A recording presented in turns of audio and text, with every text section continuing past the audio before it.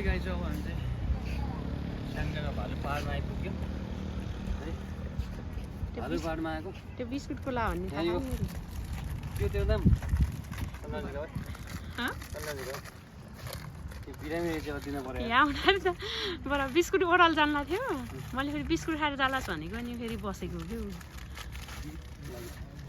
रुक न भाइ रुक अबै यार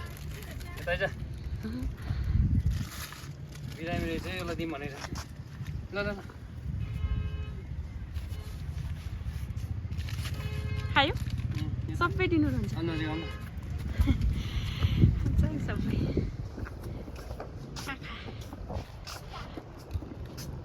किन रियाल छाड्यो है यसले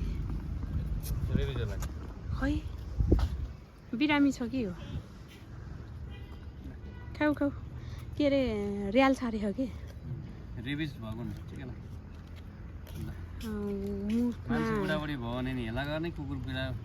बुढाबुढी भयो भने हेला गर्ने है सक्यो अब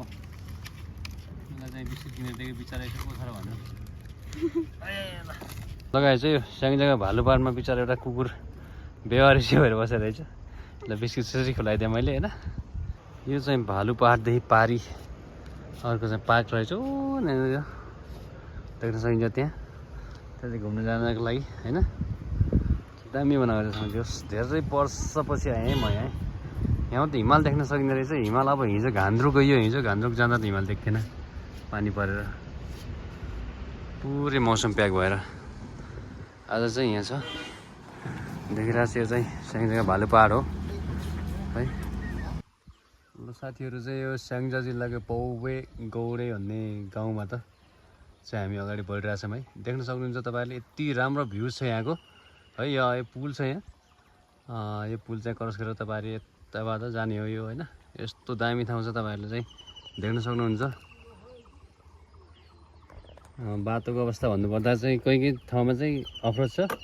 नभए चाहिँ सबै पक्की रोडहरू नै छन् ल हामी यहाँबाट अगाडि जान्छौँ है त ल